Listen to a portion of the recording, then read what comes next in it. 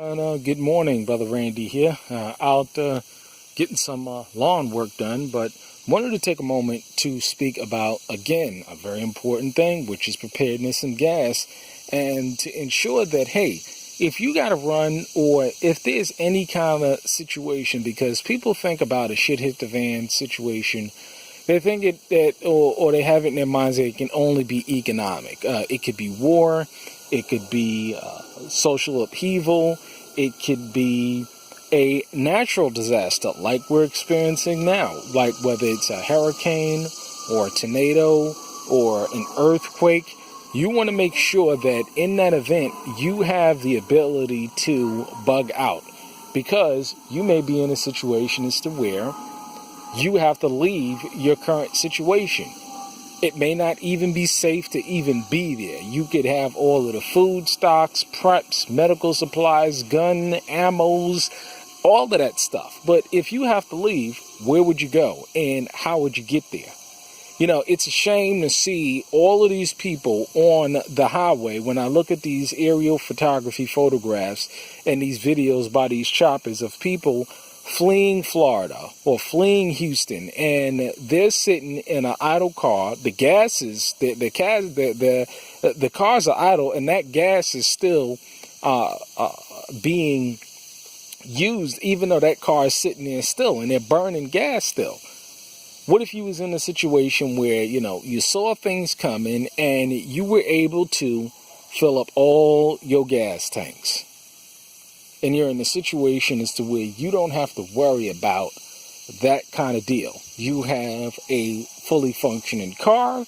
You even have possibly a trailer that you can load up some supplies in and go. I mean, you can pretty much fit in that deal camps, tents, mats, sleeping bags, everything that you need. If you needed to get out and temporarily go to another location, you have the ability to do that.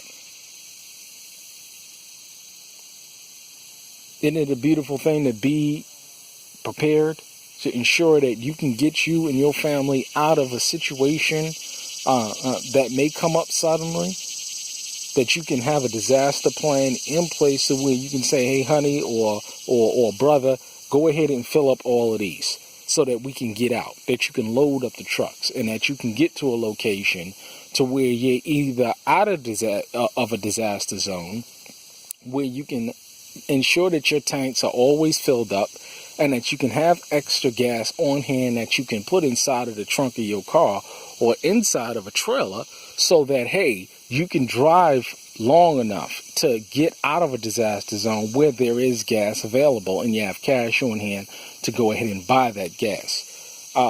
Very critical to be in these kind of situations, because you never want to get caught out there and you're in a situation where you just don't have these things and you're stuck. I mean, it's grievous to the spirit to know that, you know, hey, my family may be stuck in a situation because, you know, I have not properly prepared. So make sure that you are properly prepared and having all of the things on hand. I also have a siphon. Do you have a siphon? Do you have a funnel? Do you have fuel stabilizer? Do you have all of these things so that in the event if something does happen, you are prepared?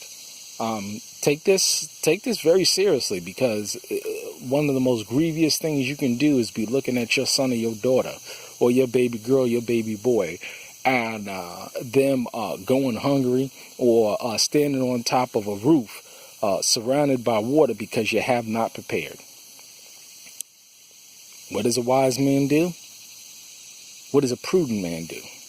He prepares his house. Shalom.